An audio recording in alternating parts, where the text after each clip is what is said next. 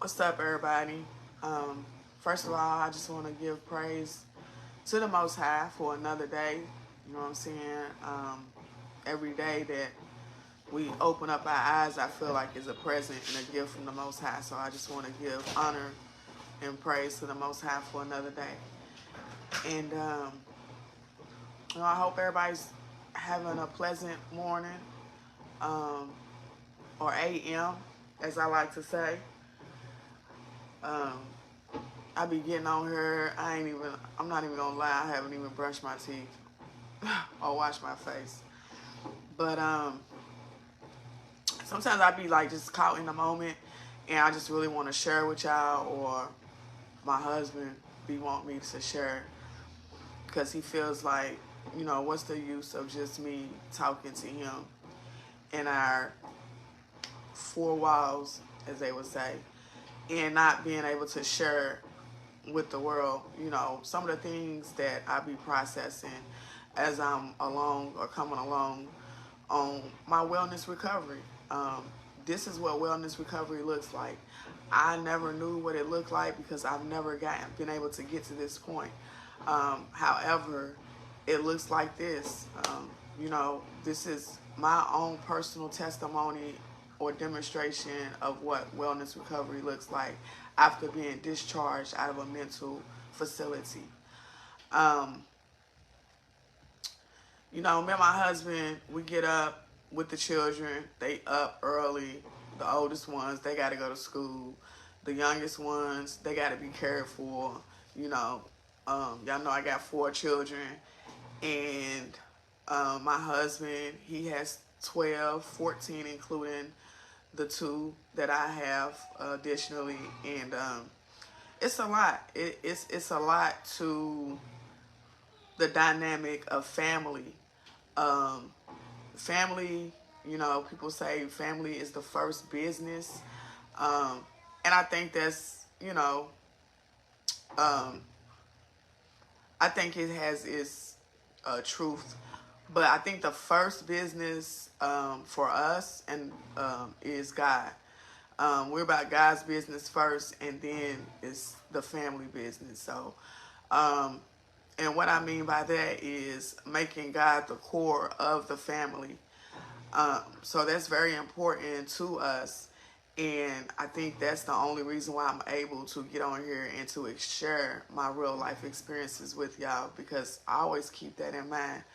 A lot of times I don't be wanting to get on here because naturally, the core of me, um, you know, to your surprise, I'm a naturally probably reserved type person. So it takes a lot for me to get on here to even talk, to even, demonstrate my life. But nevertheless, I'm here. And I think that um, God is smiling down on me just for the simple fact of that alone. Just sometimes you have to get yourself out of the way in order to really be your authentic self. And that's what I struggle with. I don't know if anybody else can relate to that, but I don't know, for some reason I felt it on my heart to share that. However, so our daily routine when we get up is we get up with the children, whoever get up first. Usually somebody's up at least 5:45 in the morning, 5:30. Um, my 2-year old, he's Samir, he's all the way vegan.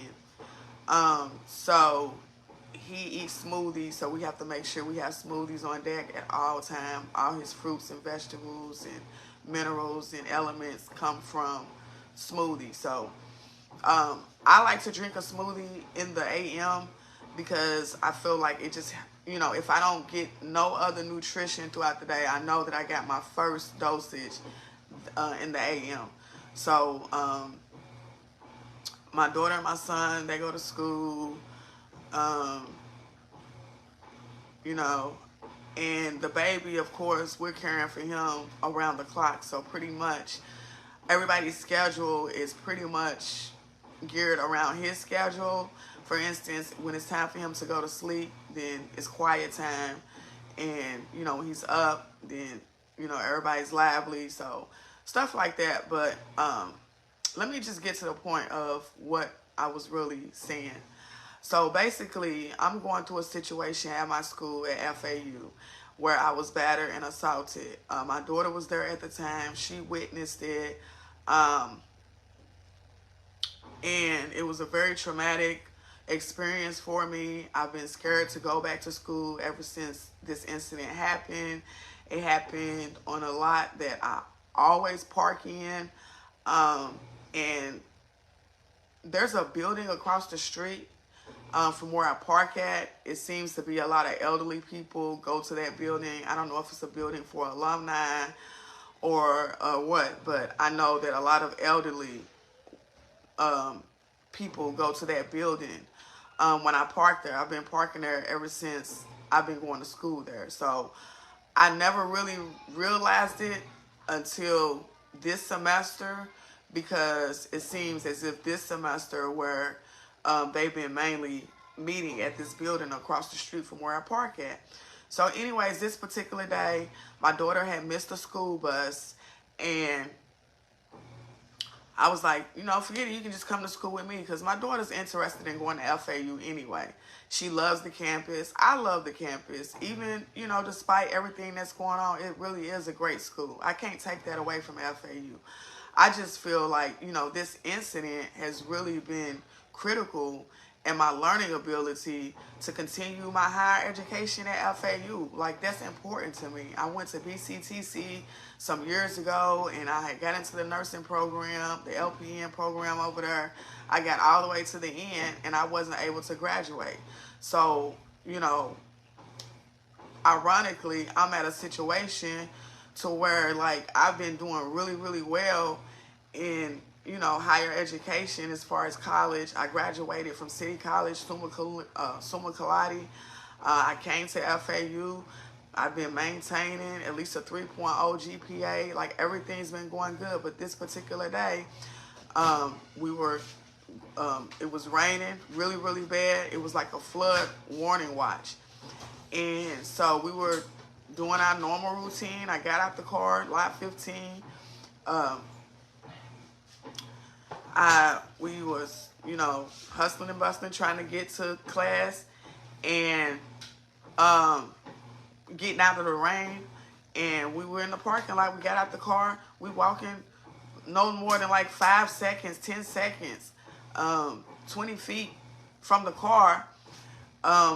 Me and my daughter at the same time heard screeching tires and a horn being blown. So naturally, we both looked back. And when we looked back, I seen a gray SUV. It was a Lexus truck. And it appeared to be an elderly man with his wife. And when I say elderly, I mean they probably was like 60, 65.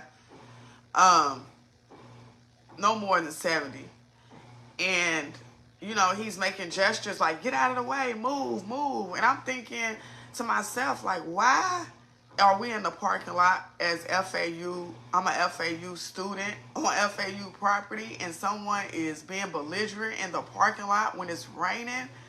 And not only that, I'm a pedestrian, so who has the right of way? So anyways, he gets out the car hurriedly,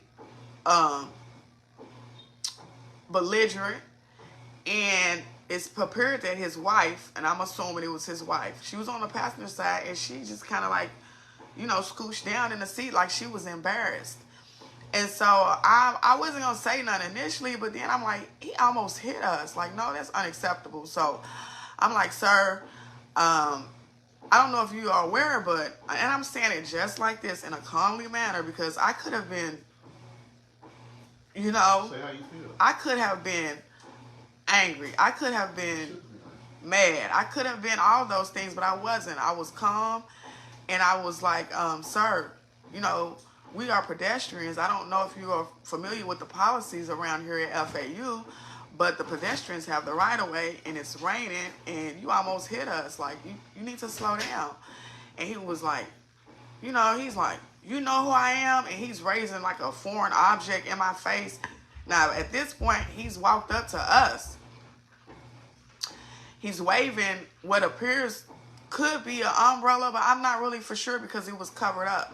So he's like, you know what I can do to you? And he's waving this in my arm. And I said, sir, I said, right now you're assaulting me and you're threatening me in front of my daughter. You're not setting a good example.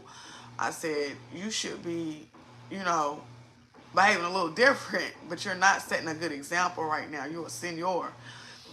And he said, and then he just bow, like pounded me on my shoulder like 3 times and ran off. Okay? And I'm just standing there looking like, am I in a dream right now? Like, what is really going on? I couldn't even process what was going on at the time because I was fearful. I was dumbfounded because I had never seen anybody act like that before, especially on a, I don't know, like I can't make this shit up. You know what I'm saying? And so me and my daughter, we're both like shaking. And then, you know, all I knew to do was to hurry up and get to some shelter, some safety. So we ran along and ran to the class and got to the classroom that I was in. It was my rhetorical persuasion class at 10 o'clock on November 15th, straight out of Lot 15, South Florida, reporting live. Like, for real, like, people be wondering why I be reporting live. This is why I go live. First of all, let's get this understood. I went to City College, okay, in Fort Lauderdale, and I graduated summa cum laude in their broadcasting / journalism program. So that is my purpose. I'm living in my purpose right now. So let's get, that's first and foremost. All thanks and praises to the Most High. Secondly, you know, I'm educated. You know what I'm saying? I'm not, this ain't no fool. And if I am a fool, then guess what? I'm God's fool. So I don't know where in America that it is okay for any civilian to assault and batter somebody on the lot of a well-known campus, university where I'm a student at. So I'm just like, the fact that they still have not identified this man, the fact that I've put in a police report, the fact that I go and meet with a young lady who's the assistant dean at FAU, and she's basically, you know, make it seem like I'm wrong by being an innocent bystander. I'm going to call it what it is. I was an innocent, me and my daughter, and not only did he do it in front of, to me, he did it in front of my daughter. Now, how did that make me look? I felt like I couldn't even protect myself in front of my daughter.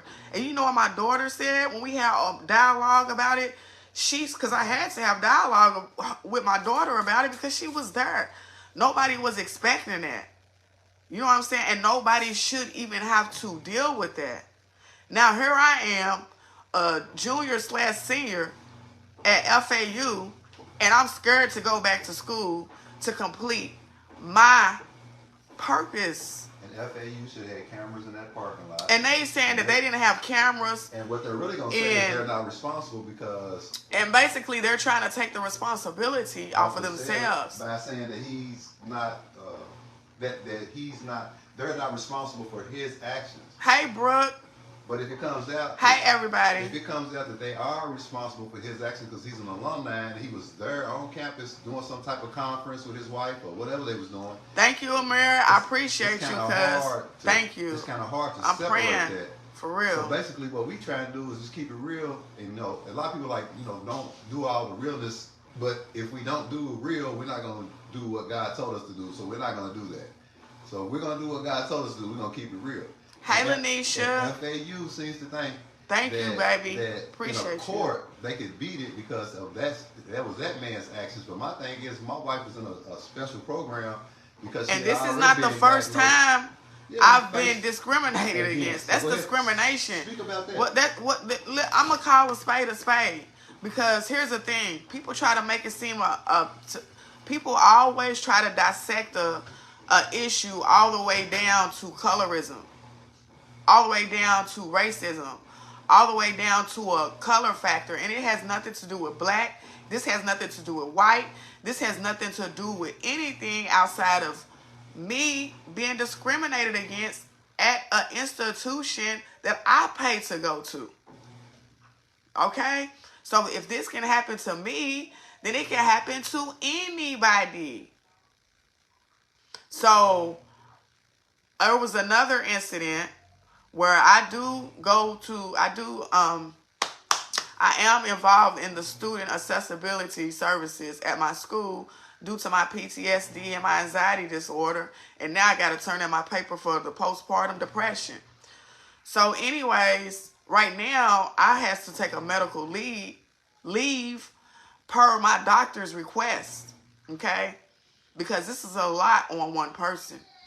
And I can't imagine what y'all going through out there. Because I know it's a lot of silent stress killing going on right now. So I pray for everybody that's in this lab right now. I'm praying for y'all. Because I'm not a fool to sit here and think that I'm the only person that's going through shit. I got discriminated against as well on another occasion at FAU because I am a student who requires special accommodations, and they know that. It's on record. So when I take tests, I have to take tests at school, and I have to take it in a quiet environment, and that's what they arranged for me to do. So everything has been going well until last semester. I went to go take a test, and I was pregnant at the time. Okay, I went to no. Was I pregnant at the time? Was I pregnant at the time? Yeah, I was pregnant when I took that test. Yeah, you was pregnant. Yep, you sure was. I was pregnant when I went to go take this test. Tell them how they try to explain away the situation. Come and help me, babe, because I'm like. No, because basically what they tried to do was they tried to go ahead and say that they didn't address it that semester, which cost her money in scholarships. And then when she went back to the I didn't tell them what the girl did. No, the girl, while I was taking the test in a supposedly thank you. We all need to pray and pray for each other. We all going through things, and I hope it gets better for you all. It's already better. Thank you, Lanisha. Thank you, sis. I appreciate that for real. We definitely need prayer. We understand where she's coming from. We definitely need prayer. We understand where she's coming from. Yes, what we're saying is we can't take it that way as we are victims. We're not. No. We're going to fight back. And let me say how I really feel. I feel like this. I feel like the African Americans. Let me get him. If you say you're African American, you know what I'm saying, you really ain't got no rights.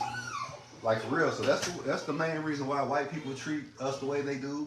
That's the main reason why foreign people treat us the way they do. And most foreign people, when they come here from another country, they identify as white.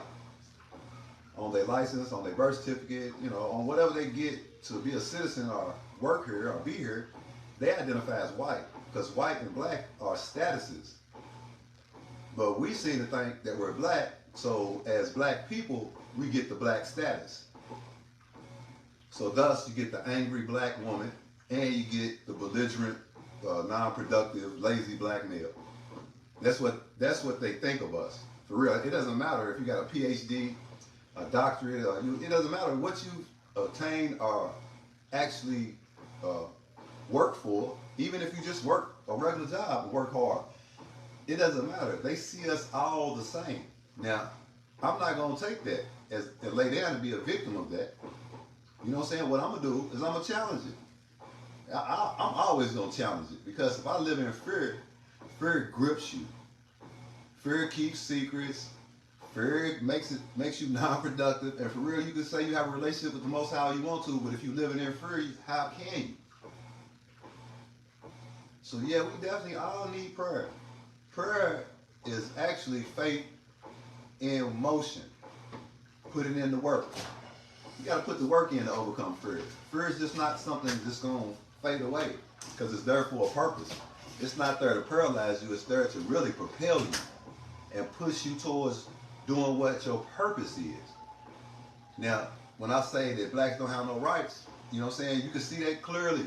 We have the right to sue, though. We can hit them in the pocket. But as far as you thinking you're going to be legally protected, You know what I'm saying? And that's really most U.S. citizens. But black people, if you identify as black, you're not a citizen. You're privileged to be here. That's kind of how it works, for real. If you really want to know the truth, anybody that knows the law knows that. So, you know, I'm not telling you how to identify. If you want to be black all the way out. That's all good, but don't expect the system or society to treat you any different than what you identify as. So you ain't gonna identify, they ain't nobody gonna label me. I'm a child of the Most High. My name is Timothy Lamont Johnson or Oshun Elisar. That's the truth. I'm not here to be anybody else but me and a child of God. Now, if I be a child of God, God don't want me operating in fear, and He don't want to let the system win, because He says be in this world, but not of it. So He says, no, you can't just stay at home. You actually have to go out here and be a testimony, not a sacrifice. So what this from now on, you know what I'm saying? Like, I will be vlogging. I won't be, it don't have to be detail by detail, but you guys will know what's going on in my life, because that's what I signed up for. And I signed up for that before I started FAU. I already had my business plan done at City College. Okay? So that wasn't just some incident that just happened to happen and we should get over it. No, that was an attack by the enemy. Because if I stopped going to school, then I stopped being me. Yeah. And that's what the CPS lady was telling me yesterday. She said, you have to continue your education. You have to, what everybody is saying to me is you have to be you. that's what and not to make myself look good, but to be honest, that's all I've been fighting for since I've known them. Yeah, so I'm not gonna stop fighting. No matter what. I'm gonna fight. And being me does not require hurting anybody. Being me does not require me wanting to hurt myself. Being me does not require me to be a bitter, black, angry black woman. Yeah. You know what I'm saying? And like, being me does not require that. And here's the thing. Down here, we're in a melting pot. Okay? Reporting live from South Florida. South Florida is a whole country on its own. Okay? Tallahassee, where I'm from, that's more like Georgia. Tallahassee is more country. It's more southern hospitality. It's different. Here, it's a whole nother ball game. It's like a whole different country down here in South Florida. And the thing about it is, it's a beautiful thing. When I got here, I was culture shocked because I seen black people who I thought was Negroid, okay? And they speak Creole. They speak Patois. They speak Spanish. They speak French. They speak slang, Ebonics in their own language. You know what I'm saying? It's culture down here. That's the beautiful thing about it. But the not so beautiful thing about it is, just like in Lexington, just like every place else, it's like when people of other descent come here to America, they get a taste of the American pie, and then they feel like they don't have to wear the humble pie that comes along with being in America. Yeah. But guess what? We know the unspoken language in America. We know we've already been there and done what they did. We've done that. Now we got to do something different, because we are at the bottom of the barrel, because everybody that comes over here want to look down on us like we're lazy.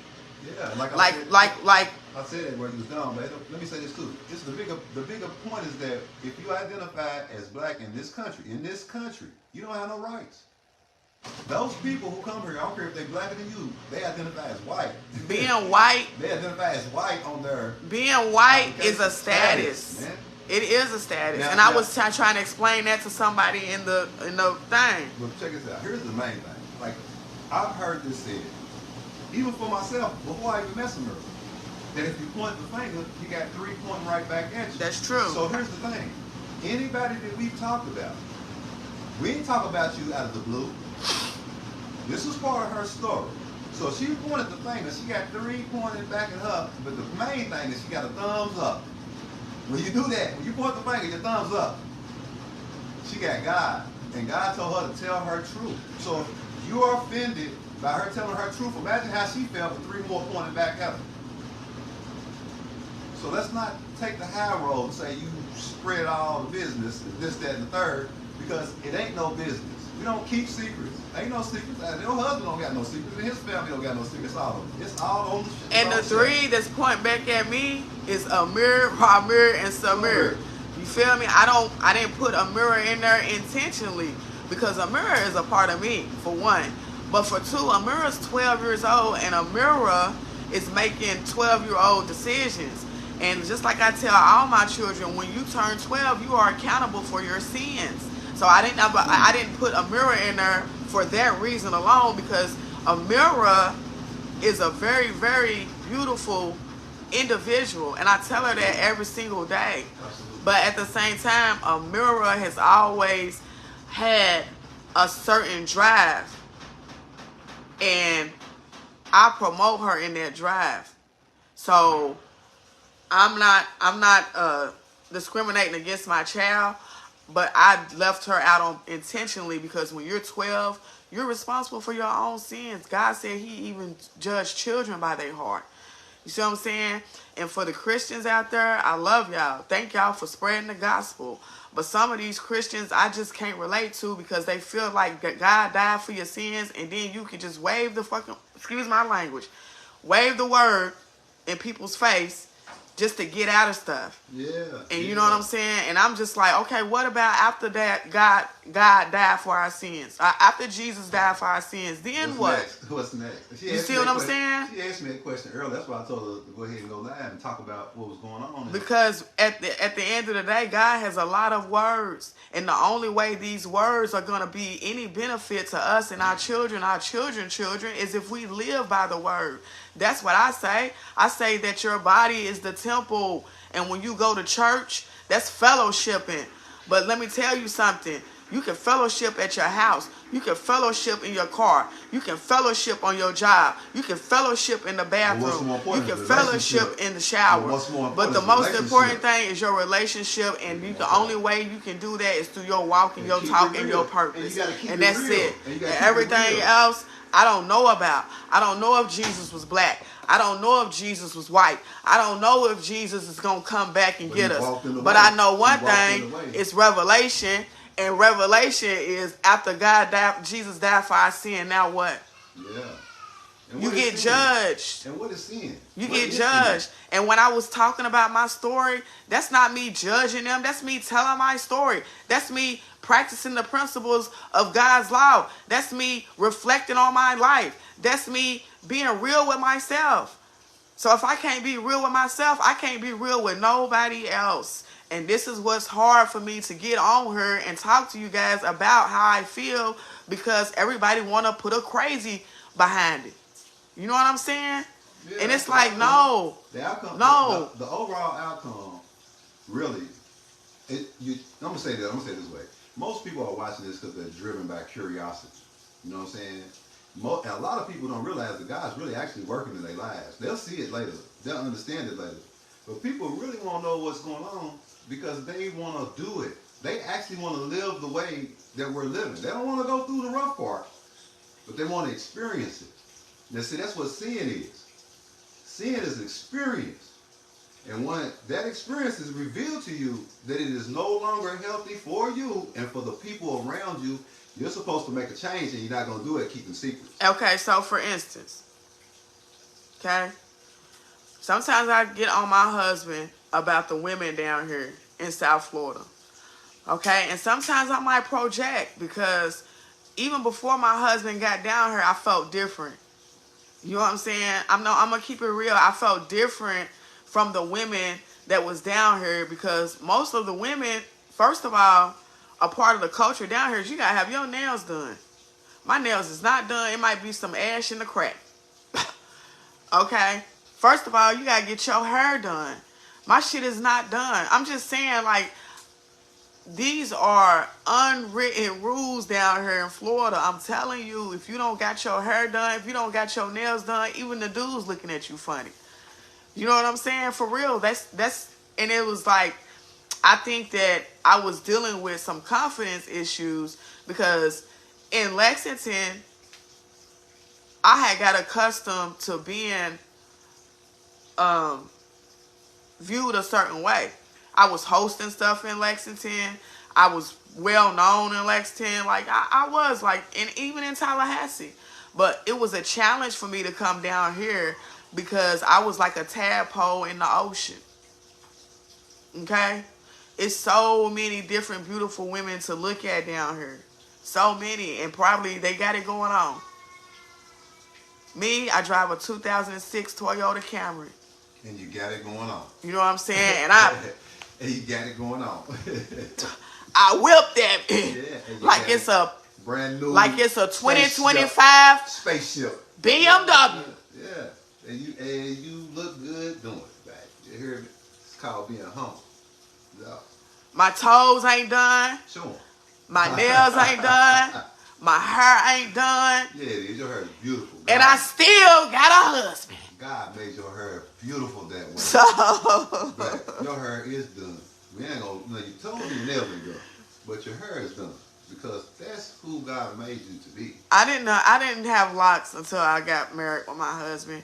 My husband came in my house and he cleaned up my whole crib and he found a bundle of a wig and he thought it was a person.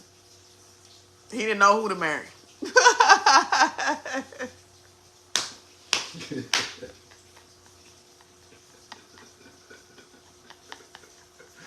$5,000 worth of weave under the sink. He threw all my weaves away. All my little...